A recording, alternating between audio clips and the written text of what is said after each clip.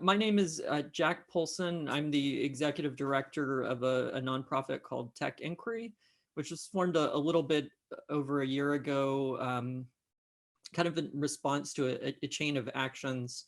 So I had previously been a research scientist at Google, working on kind of the intersection between natural language processing and recommendation systems. And towards the end of 2018, there had been a pretty significant controversy when an investigative journalist at The Intercept revealed that Google had privately rolled back its previous commitments to protecting international human rights. In particular, it had decided that it would rebuild a localization of its search engine for mainland China, which would comply with censorship and surveillance demands that in early 2010 it had committed to not complying with.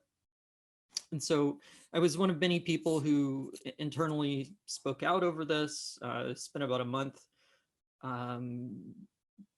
raising the issue up my management chain, making it all the way up to the head of research, and then ended up publicly resigning over this forfeiture of human rights. And so the reason I bring that up is that as part of continuing to speak out on that topic, at one point I was invited into a closed door session that, I was hoping would be a conversation on human rights, but turned out to be a conversation on, from the perspective of the Department of Defense, why is it that, what could be done to strengthen the ties between Silicon Valley and the Department of Defense? And so essentially this was a meeting between me and, a bunch of generals, representatives from essentially all the major branches of the Department of Defense, and then a bunch of academics. And I was doing whatever I could to bring up the concept of human rights. But what I found was that really all they cared about was the degree to which tech companies would work with the Department of Defense. And so what I started, later realizing when I looked up everyone's bios is that effectively these were the representatives of something called the Defense Innovation Initiative. And so for those of you not familiar with it, this is essentially a response from the US to concerns that it no longer has a lead in technology as a way of amplifying US force in wars.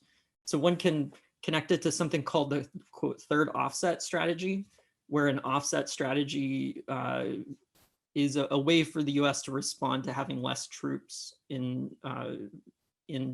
the types of wars that it expects to encounter, where the first offset was miniaturized nuclear weapons, including something called the Davy Crockett. The second offset is what's typically cited, which you can think of as GPS, precision guided munitions, air early warning systems, et cetera. So think like the 70s. And then the third offset is geared towards incorporating AI and machine learning into US battle networks. So think like data integration of all the armed forces together, companies like Palantir, Anduril, et cetera. Okay, so that's a long-winded way of saying that what I found is that if you even want to engage on the topic of tech companies suppressing human rights internationally with US policymakers, you have to become an expert in the Defense Innovation Initiative because they don't want to talk about these issues in isolation. Okay, so then how do you actually understand the Defense Innovation Initiative? That requires getting a pretty detailed understanding of the interface between private companies and the US government. So this talk is essentially on how it is that I approach doing that. So as I mentioned, the Defense Innovation Initiative is, I think, a core component of the interface between tech companies and the US government. For example, is represented by the Defense Innovation Board, which was recently, until recently, chaired by Eric Schmidt, as well as the National Security Commission on AI, which is still chaired by Eric Schmidt, and then the Defense Innovation Unit, which was actually partially set up by someone who currently works at Schmidt Futures. And so what we see a picture of here is a list, a very small subset of a list of tech companies that have, or of companies that have contracted with the Defense Innovation Unit. And at one point, they used to have blurbs up on their website of what it was that the contract was with the Defense Innovation Unit. And so what I did is I decided, okay, well, this should be enough information to do a freedom of information request for each of these companies. And so I submitted about, I don't know, 16 of these. And what I found is that a lot of the kind of processes for submitting these FOIAs were essentially labyrinths. The links were broken. You had to email people to get the right links. When you finally, they got back to you months later, they denied it for various reasons. And so what I started to realize is you need a pretty detailed understanding of the US kind of bureaucracy of which office is part of which agency, which is part of which department, as well as a detailed understanding of the already public data on federal contracting. And so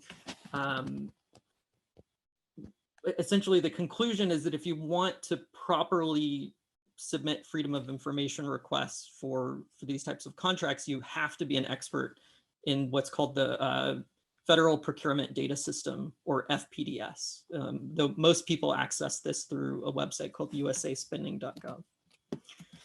Okay, so if you realize you need to really dig into federal contracting, that kind of begs the question of, well, what can you do with all of that data? And one of the first ideas I had was, well, I built recommendation systems professionally. If we have a database of, millions of contracts, which companies contract with which agencies, what terms did they use when they contract, that should be enough to build up so-called embeddings of different companies, which then allow you to extract similar companies. So for example, and it looks like it's cut off on the screen, but most people are familiar with Palantir, but they probably wouldn't be familiar with the 20 companies that are not as brand name that contract in a similar way to them. And so it's a useful exercise if you're trying to better understand federal contracting to be able to extract these types of corporate synonyms. And so that was the first thing I set out to build. Another motivation, I think, is just a more base level, that it's pretty well documented that federal contractors feel it's fair game for them to collect so-called open source intelligence on what's going on with the public. So for example, there was a talk just a few weeks ago by 2 US contractors. You can even watch the video. There's a link in the slide about how they have done large-scale R&D efforts to combine social media with geointelligence, like satellite surveillance, to monitor worldwide events. In particular, these were representatives from 2 companies, Perspecta, which is, you can think of an offshoot of Hewlett-Packard and kind of the remnants of Computer Sciences Corporation, as well as a company named Authenticate that sells Tor-like environments for masked authentication, or sorry, for masking who you are when you browse the web. And they even talked further about how they'd combine metadata from social media with not just optical surveillance, but also broader forms of electromagnetic surveillance. And it's also been widely reported that Dataminer had been selling the Twitter fire hose to intelligence agencies, and the ACLU, for example, has documented a company named Geophedia doing the same, though they essentially shut down after the public backlash. Further, there's a recent white paper from a lobbying group, industry kind of trade group named INSA, that explains how human resources data is increasingly a central component of how you detect, quote, insider threats within large organizations, including Fortune 100 companies. And so there's actually even a talk that's about, I think, an hour long from a then subsidiary of Raytheon called ForcePoint, which explains how beyond monitoring keystrokes, travel behavior, et cetera, incorporating HR data is an important part of so-called zero trust architectures, which are a big push right now within the Department of Defense, where the networks of companies like Google and Microsoft are largely seen as the prototypes. And in some cases, they're pretty explicit that this is about catching future Snowdens. So all in all, basically, the contractors are surveilling not just general internet usage, but also their workforces, not just in intelligence agencies, but within companies. And so I think it's a pretty fair question to ask, well, what's a fair kind of open source intelligence way to watch them back? Okay, so doing that requires setting up a system to monitor quite a large group of companies. The last time I checked, I want to say it was about 130,000 different entities that I was tagging within the federal procurement data system.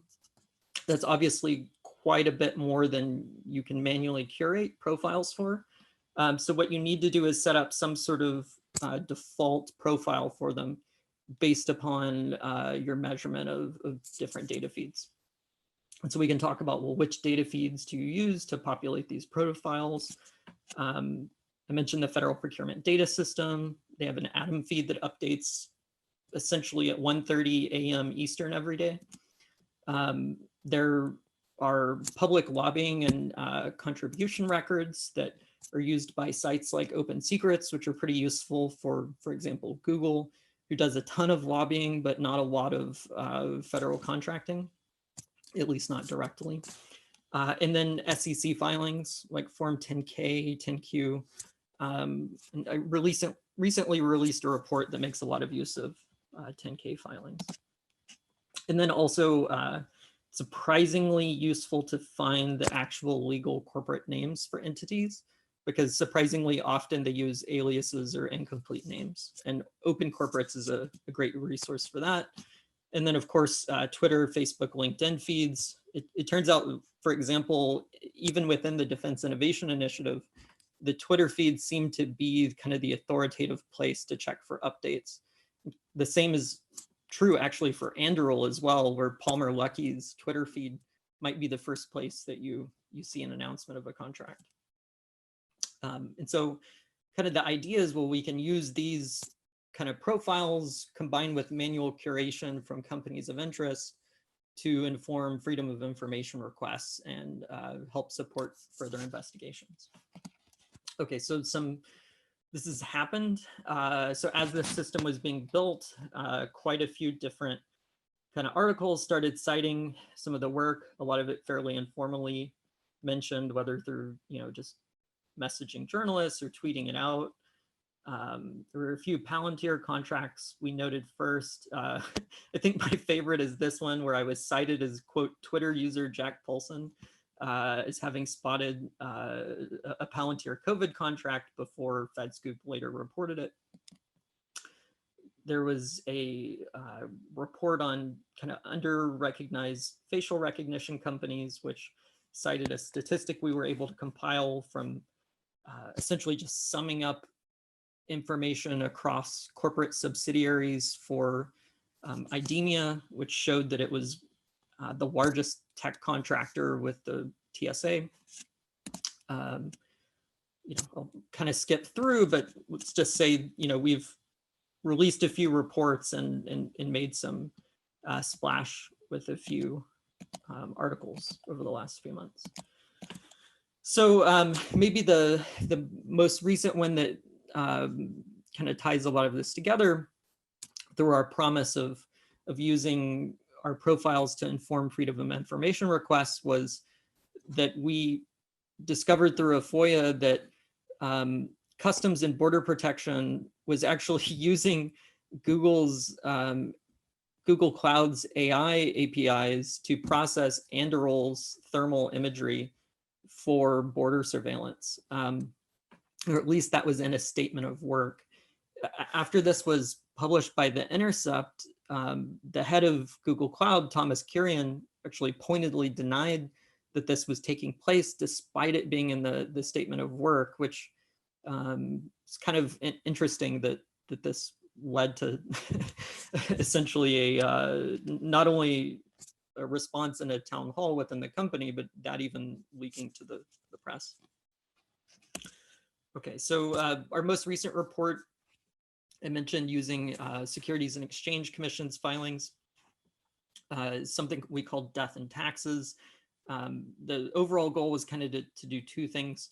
One, to get an understanding of the impact on tax rates of Trump's end of 2017 Tax Cuts and Jobs Act, which slashed the US tax rate from 35% down to 21%, as well as to say, well, hey, if we're using SEC filings, it turns out that they also include companies' self-definitions of their peer groups. And so you can use those peer groups to build up a graph that actually shows something like a map that spans across tech companies to defense contractors and contracting firms like Accenture and Cognizant and Genpact, which Facebook and YouTube have been pretty well documented to export a lot of content moderation to, and the working conditions have been shown to be pretty horrific. So, here's a table that showed our ranking of the overall effective tax rate of about, I think, 57 companies. Broadcom kind of blew everyone away as the most abusive. What we showed was they reported a $7.7 billion benefit despite an overall income before income taxes of 11 billion. Even within their own SEC filings, they explained that they structure their company explicitly to maximize all tax benefits. But maybe the most surprising brand name company was NVIDIA, which has an overall effective tax rate of less than 7%. And if you look through their tax filings, they're pretty open that they're still using tax havens in the British Virgin Islands, Hong Kong, even post the Tax Cuts and Jobs Act, which was nominally a gambit, which said the US is going to lower its tax rate, but it's also going to close down foreign tax havens. And yet NVIDIA seems to have gotten the best of both worlds here. So here's a plot of the kind of market cap of various companies with their effective tax rates before passage of TCJA. And I think the thing to pay attention to is the two dotted lines. The bottom one is the 21% new statutory rate post TCJA, and the top one is the 35%, which held for about 25 years. And so we see most companies are actually above the 21% before, whereas if we look at what happened after passage, this is over the last 2 years of filings, essentially every company, well, not every, 4 times as many companies are now below the 21% line. And what's important to note is that this is the global effective tax rate, not the US tax rate that they're paying. So what we see is that actually the US changing these rules led to a dramatic worldwide drop in the amount of taxes these companies are paying. And again, NVIDIA is one of the companies you see paying some of the least taxes. So Alphabet, Microsoft, Amazon, and Apple are also pretty low in the, say, 10 to 17% range. So what do these annotations look like? We have default feeds, but then we set up kind of a way to hand curate additions. So for example, for Palantir, this is what the JSON looks like. It's actually quite a lot. This is kind of truncated, but for example, their name, a shortened version of their name, what's their stock ticker, some information like who's the board of directors, maybe some headshots, links for the directors, like Alexander Karp is the CEO. We also record public revenue information, which they list back to 2008, though they only list income tax data over the last 2 years. We record addresses. For example, they have a Dubai address. And then relevant URLs like Business Human Rights Resource Center, profile on Palantir, Government Accountability Office records, Open Corporates filings, Muckrock FOIAs, Open Secrets lobbying data, SEC filings, Wikipedia, YouTube, etc. Little sys, and then relevant investigative reporting. But some of the data that's necessary for tracking contracting includes what other names did this company appear under within US federal contracts, and then what names did they also use within their lobbying. And then some other information you don't see here is for their subsidiaries, we tagged who their parent was. So for those subsidiaries, we tagged Palantir Technologies. So what does that look like in the resulting profile? Well, we have an interface, which, for example, if you start typing Palantir Technologies, you'll start to see one of the results that comes up is Palantir with their logo. You can click on that and you load a profile that looks a bit like this, where we've labeled their worldwide office locations, color-coded by their the press freedom score of the country they're in. So you see, for example, the Dubai office is a pretty bright red. And then some links to some corporate, self-defined information on the company, as well as external kind of civil society analysis of the company, some of their subsidiaries, and then we have a list of investigative reporting. So the data feeds tend to be in the tabs that are here. So we have, for example, some income tax data, federal contracting, political contributions, and then lobbying filings. Looks like the screen is a bit being cut off a bit at the bottom, but anyway, this is what the tax tab looks like. It shows their income before income taxes and provision. Palantir hasn't been profitable yet, so their income tax is a bit funny because they're actually paying taxes on losses. And so because of a negative being in there, it reports them at a negative 1.89% effective tax rate so far. And then at the bottom, you see their plot of their revenue. So one of the sub-tabs is the directors, including Peter Thiel and Alex Karp, as well as their percentage of shares. You can, the federal contracting tab has a summary on the different agencies that Palantir contracts with. This shows there's kind of 3 ways to measure contracts with the US government. Roughly speaking, the minimum obligated amount, the currently exercised amount, which is we show here, and then there's the if you exercised all options amount, which is often what's cited.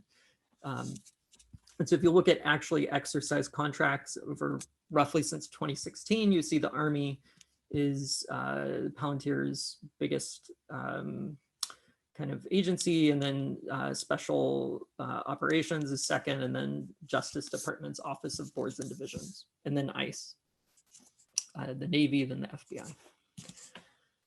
This is what one of the filings look like if you want to actually look into particular tabs. I'm not going to bore you with describing the details, but this is sort of the raw data that comes in daily from the FPDS. I mentioned earlier, one of the nice things we can do is build a recommendation system that extracts similar contractors. This is what that looked like fairly recently for Palantir. It changes fairly frequently because the new contracts come in. And you can click on, on the website, links to the actual corporate websites of these similar contractors, or on the right side, you can click on our profile of them. And then if you want to look at the way that they're lobbying, this is a breakdown of who it is that Palantir contributes to, sort of ranked by most money. This $10,000 amount was for business executives for national security as the payee, but the actual honoree was Leon Panetta. And if you go and look through kind of YouTube talks of business executives for national security, what you see is that one of the things they very heavily advocated on was fusion centers, which obviously is something Palantir wanted to be the software supplier for. So this is the honoree version of the previous chart. Like I said, Leon Panetta was the honoree. You can get a sense of who it is Palantir was contributing to, like Mark Warner's, Will Hurd, who's a former CIA officer, et cetera.